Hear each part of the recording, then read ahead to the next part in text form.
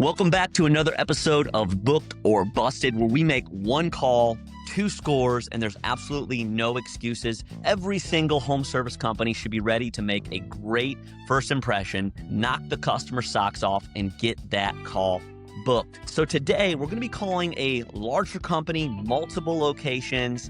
We're actually calling the main number listed on their website. Looks like the website is tied to multiple locations. So Daniel, tell us some of the significance of that and what we're going to be looking for. We're just going to see how they're handling the routing. They're probably pulling it one of a couple different ways. They're either focusing off of how you found their website and then presenting you with different tracking numbers, or they're routing it based off of the area code of the phone number you're calling in from. But let's see how it goes. Yeah, one thing I'm going to listen for is, are they going to offer a membership? You know, Daniel, this is episode 8 that we're on today. And if I'm not mistaken, we've only had one CSR offer us a membership, which blows me away, because we know that memberships are the bread and butter of home service companies. So that's sad to me, but hopefully we get a membership offered here, or at least set up your technician for success if you're not selling on the phone. But we'll see how it goes. What's the weather today, Daniel? We are calling Nashville, Tennessee.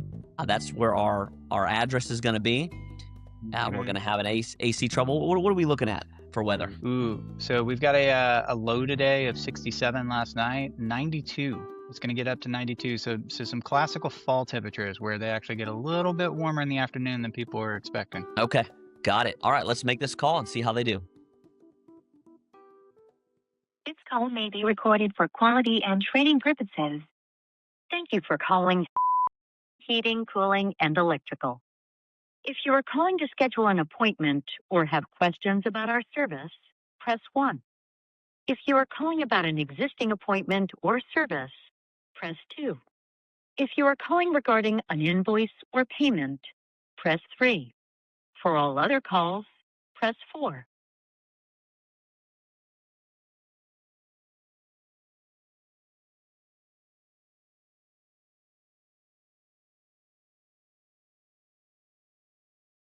Just wanted to let it roll through and see how that went. Hey there. Thanks for calling Heating, Cooling, and Electrical. We're busy helping other customers right now, but don't worry, you're in the right place. Hang tight. We'll be right with you.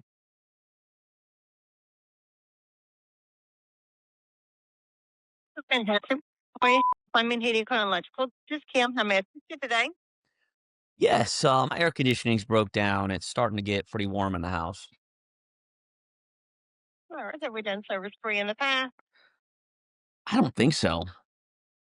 Okay. What's the address? I'll look and see if it's in our system. Yeah, it's 2028, and it's in Madison.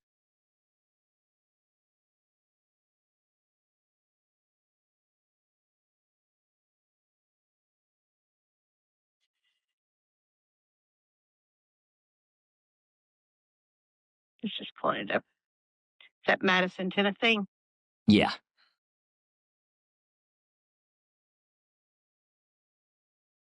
Let's see here.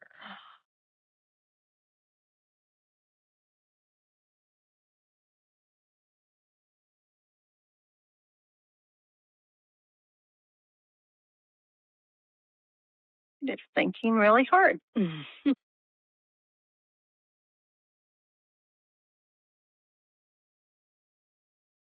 All right, so I do see it in our system, so we can get that in. May I get a first and last name, please? Yeah, it's Dave, Dave, Longacre, Longacre.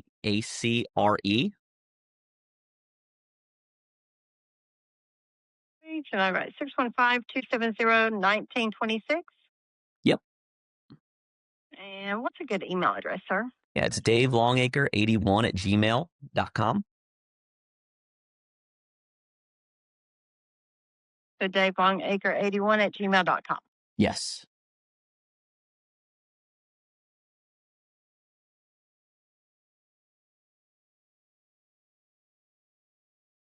And do you have one unit, or do you have more than one unit at the home, sir? I just have one unit. One unit, okay. Do you know the age of that unit by chance? Oh, yeah, it's probably 12 years old, at least. Okay. Gas or electric? It's electric. Electric, okay.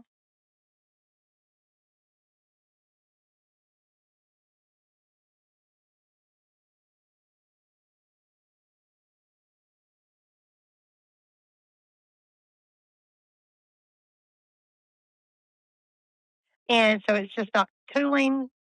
Yeah, I'm not getting any cold air coming out of my vents.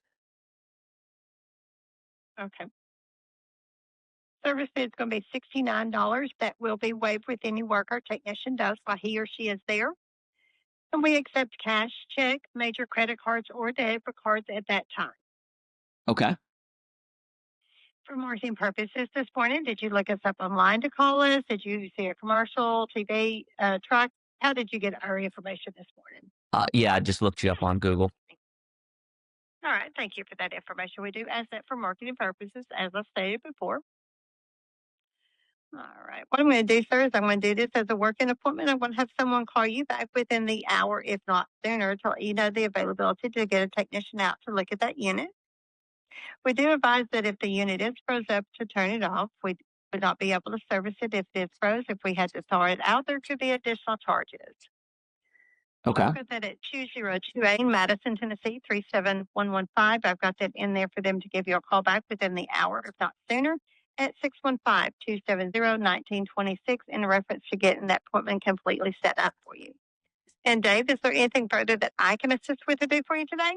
I don't think so. So just to so I'm clear. So I'm on the schedule for today, or is You're on the schedule. We've got it in for them to give you a call back. They have a calendar that I cannot see, and they've got availability to schedule it sooner than what I have, which would be tomorrow afternoon.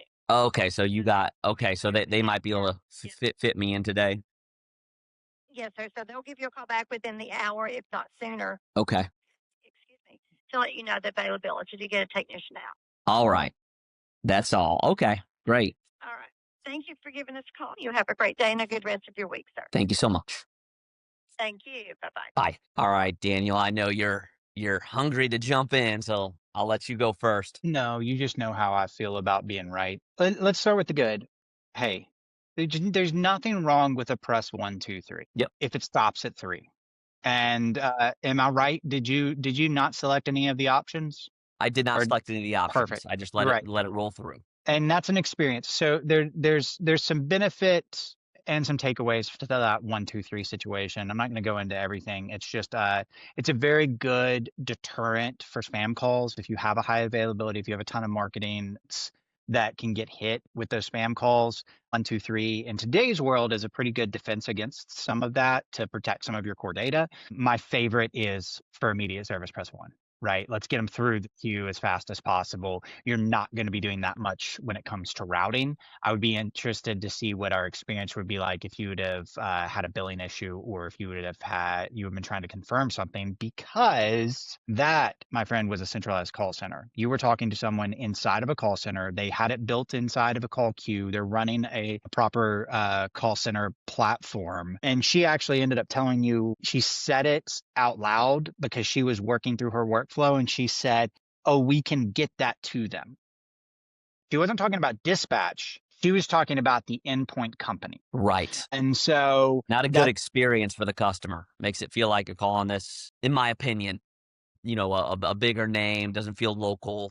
Which, but we're going to get even as a large company, you still want to give your customers that local owned and operated feel. But now we get into the philosophical conversation, Corey. If Mhm. if I'm a small operator with maybe not the marketing budget as a lot of the other players that may be in my market, if I can give that marketing spend to a larger group, and they can consolidate that spend, handle those initiatives for me, and it becomes a lead gen source for me, and this is a handover call, and that customer acquisition cost just came down, it's worth entertaining. I'm not going to necessarily, if this is the worst experience it took for me to then get a more localized call from whoever's going to actually service the equipment, and I was able to get a customer that way, I'm not going to knock it too hard. It's a different side of this conversation. I'm going to knock it from a tech perspective that she can't see a dispatch board, right? There's a reason. She could. She said she could see today, but she couldn't.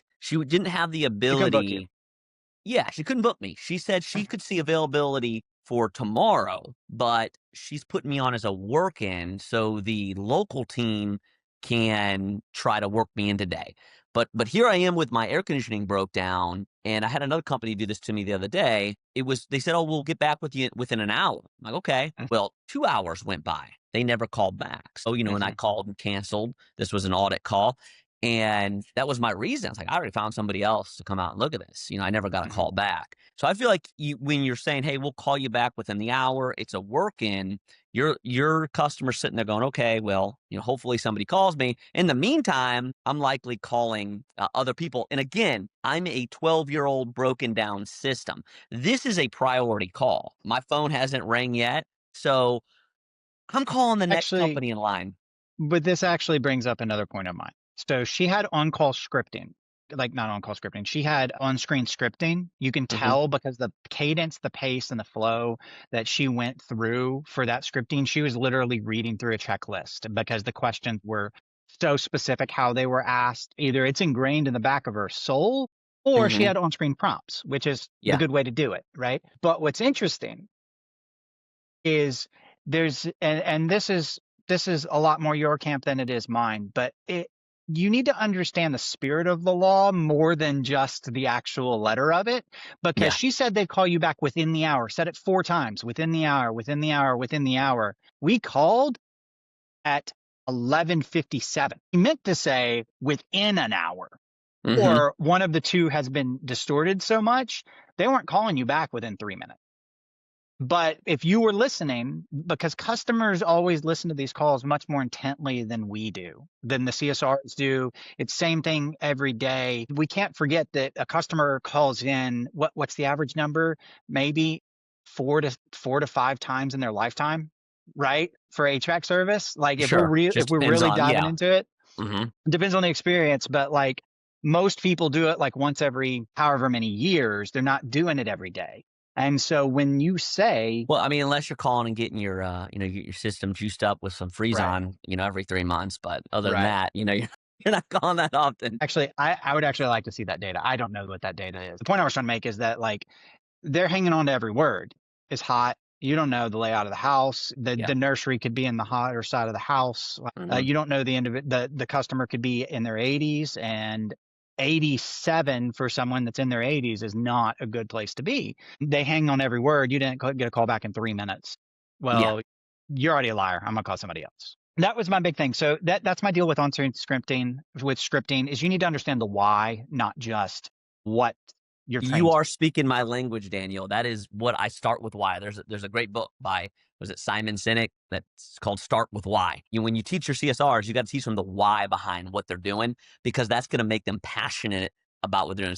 They're going to take ownership in what they're doing. But you also said something profound, Daniel, that a lot of CSRs don't practice and a lot of call centers don't train on, is to listen to the customer. Don't just go through your checklist. The first part is, here they are right here. Should I answer? Go for it. This is Dave. Hi, this is Ashley with Cooling and Electrical. Hey, Ashley. Hi, yes, I was calling to let you know that I can get you on schedule today as a working appointment after 1. Oh, to be after 1?